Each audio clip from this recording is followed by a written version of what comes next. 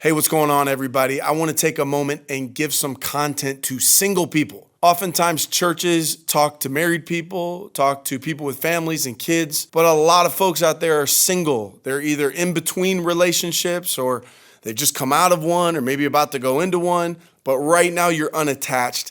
I want to give some advice based on my life experience and the life experience of people that I've journeyed with and counseled with of 5 things every single person should be doing. Number 1, become a whole person before you meet your other half. Do you remember that movie Jerry Maguire with Tom Cruise and Cuba Gooding Jr.? And there's like some famous lines from that movie. There's like, show me the money. And there's, you had me at hello.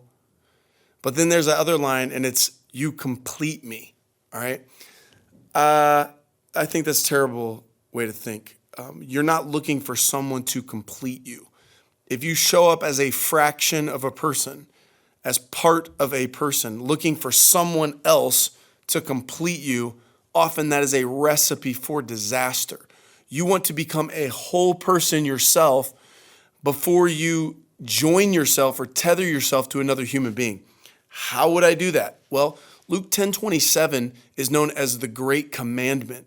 And it's this: love the Lord your God with all your heart, soul, mind, strength, neighbor. These are the 5 areas that we're made up as people: heart, emotional; soul, spiritual; mind, mental; neighbor, relational; strength, physical.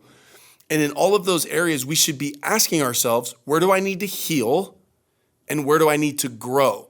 If I have an area that I need to heal in my emotions or my mind or my body, I may want to do that before I go try to find someone to complete me. I want to be a whole person, and then I should be a growing person. Like if I'm all healed up, what does the next level look like?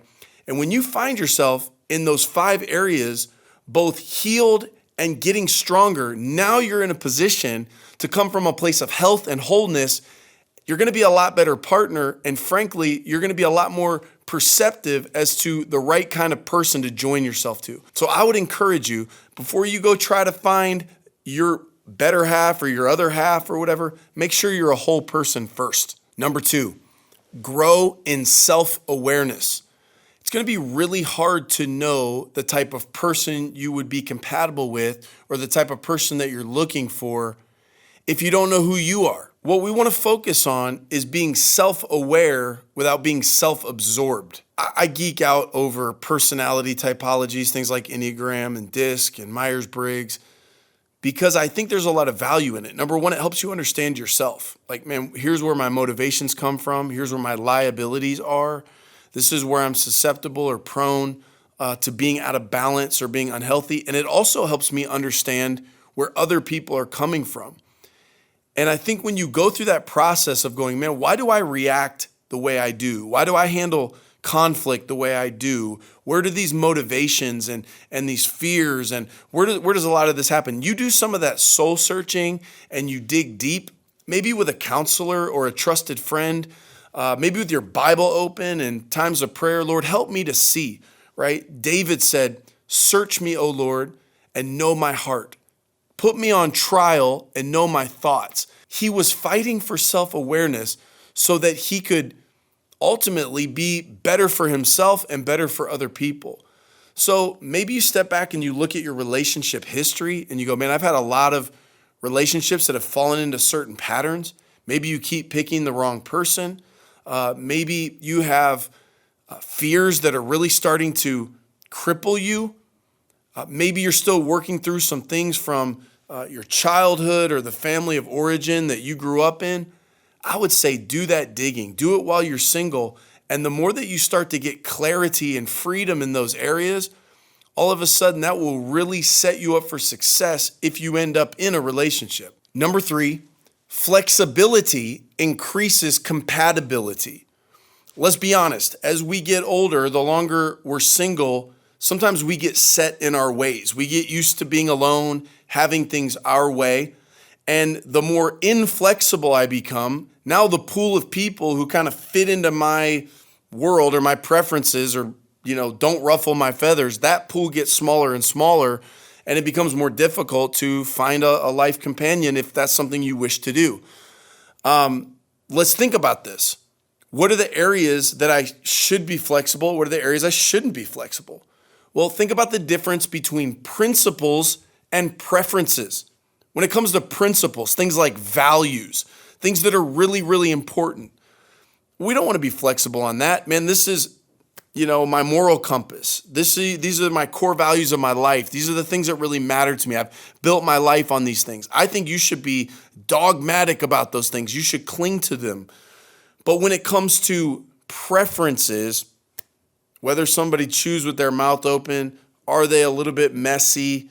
What is their music style, their haircut, whatever it might be? A lot of these things, people can become so inflexible that they're looking for somebody, that meets all their preferences. And if we're not careful, often we will value our preferences just as high as our principles. And I think it does us well to step back and to realize not everybody's like us. I'm going to be flexible. I'm not going to make a mountain out of a molehill. I'm not going to try to find somebody that fits every little nuance of how I want them to be and what I want them to do. The more flexible you remain, the more compatible you become. Number 4, look for someone who is committed to growing.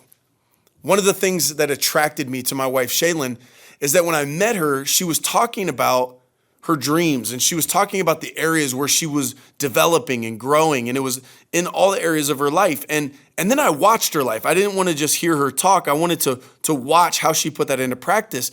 And to me, it really excited me because I go, this is a person who doesn't want to stay stuck where they are, but they're committed to getting better in every single area. For me, I would rather be with someone who had 10 flaws and was willing to work on all 10 than someone that just says, I got these 2 and I'm never going to change, deal with it. I just like that growth mindset. I have that mindset. That's how I think. And I like being around people like that because it compels me to want to get better. Iron sharpens iron and we strengthen one another. It's interesting because I think that quality in Shaylin actually helped me deal with one of my fears. And one of my fears was, what if I marry somebody and then I get tired of being married to this person? Like I had this fear of commitment because I thought, how can I know at 20 years old or 30 years old that I'm going to still want to be married to this person in 70 or 80 years, right? Well, think about it. If you have 2 people committed to growing, you're not going to be the same person. You're going to develop, you're going to evolve, you're going to have life experiences, greater fortitude, new intelligence. Like you're going to grow. You're an evolving person. So the person I marry at 20, they shouldn't be the same person at 30. When she married me, I better be a different guy at 50, a more new and improved growing guy. So I would encourage you, develop a mindset of growth and look for somebody who shares that. Last but not least, number 5, let your relationship past build wisdom, not walls. Maybe some of you are newly single and you're well aware of the flaws and the pain inflicted on you by your ex. That can be tough. A broken heart often leads to an instinct to put up walls because I feel like walls are making me safe. I feel like they're protecting me and keeping people out. But instead of keeping you safe, it actually makes you isolated. It makes you more alone. And I get it. I can understand the fear of going, man, would I rather be safe and alone? Or would I rather be exposed and vulnerable, but have people in my life? That's a tough one. I think as God helps you to heal, you need to come to that place where you grow from those experiences. So you glean every bit of learning you can from your pain and your past. But at the same time, those walls at some point need to come down because God may be preparing new people or a new person to come into your life. But if you keep those walls up, you never let them in. And I've seen oftentimes good people actually push people away. They push them away and don't give the relationship a chance because they were so afraid of being vulnerable again.